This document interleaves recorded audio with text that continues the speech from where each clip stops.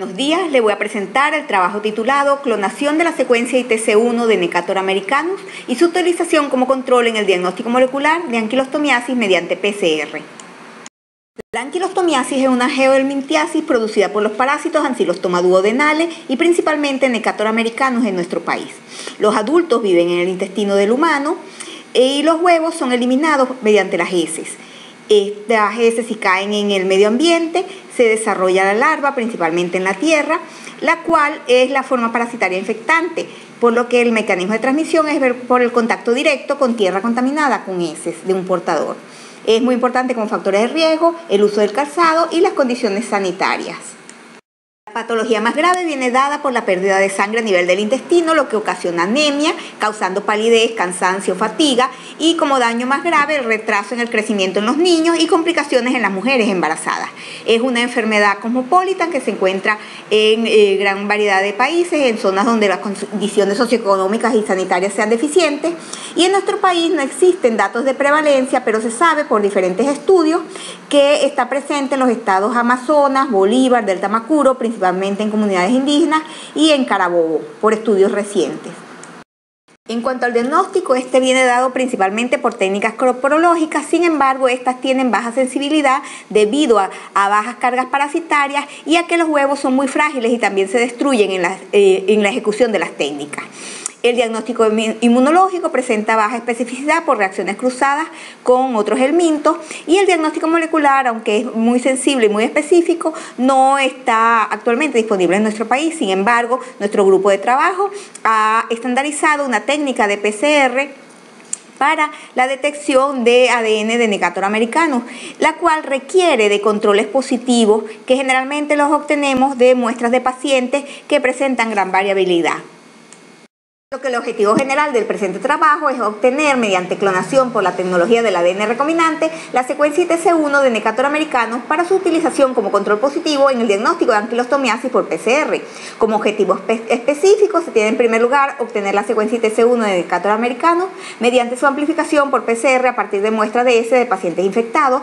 Segundo, elaborar el plásmido recombinante mediante la ligación de la secuencia ITC1 de Necator americanus purificada y el vector PNT-EASY.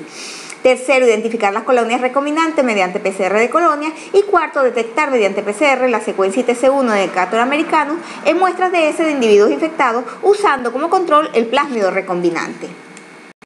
En primer lugar, se realizó la PCR para la amplificación de la secuencia ITC1 de Necator americanus utilizando muestras de heces de pacientes infectados y el protocolo desarrollado por Pupisud y colaboradores en el 2014, pero estandarizado en nuestro laboratorio con las concentraciones de reactivos y cebadores, así como el programa de amplificación adaptado a las características de nuestro laboratorio. Y por supuesto los productos PCR se observaron en electroforesis en gel de agarosa. Una vez obtenidos los productos PCR, estos fueron purificados a partir del gel de agarosa utilizando el estuche comercial Wizard SB Gel and PCR Clean Up System de Promega y siguiendo las instrucciones del fabricante. Posteriormente se realizó la reacción de ligación utilizando la banda purificada y el plásmido comercial PNT-EASY de Promega y se hizo la reacción de ligación utilizando una unidad de T4 de ADN ligasa y incubándolo a 4 grados centígrados toda la noche.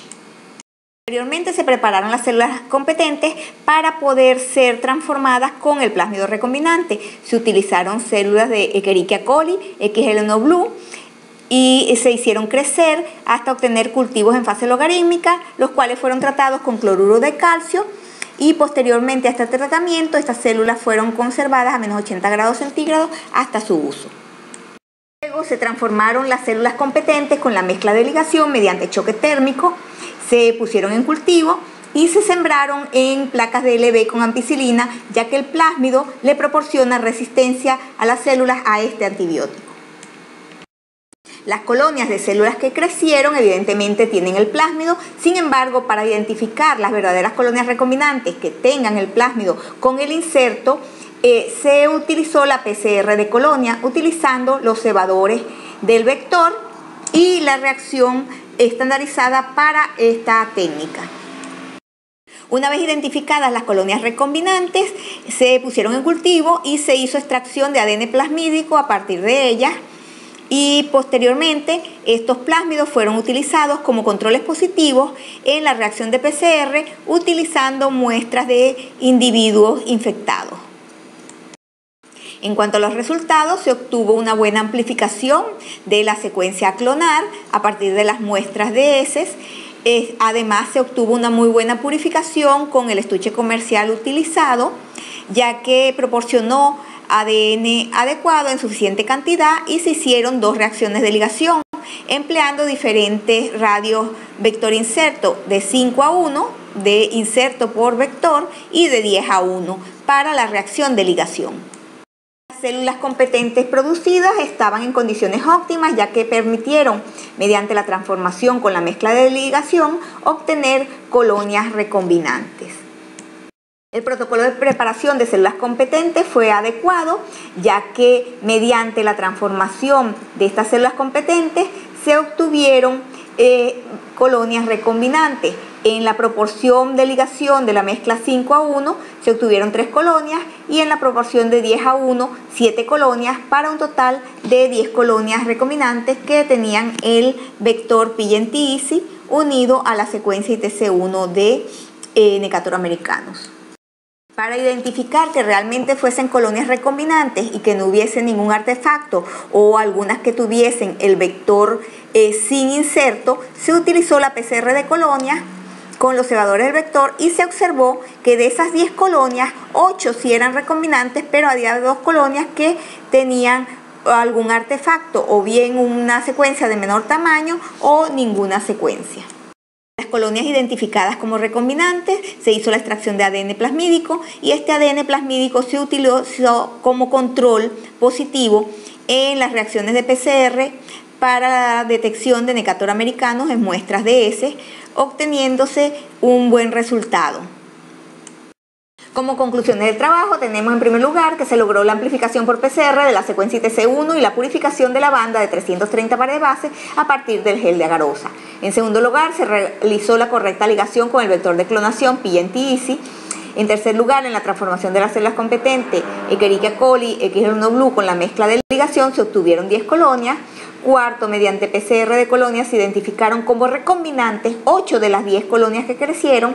Y quinto, la clonación de la secuencia ITC1 permitió su utilización como control positivo en el diagnóstico molecular de esquistosomiasis, evitando así la dependencia de muestras de heces positivas y la gran variabilidad de las mismas. Por su atención, muchas gracias.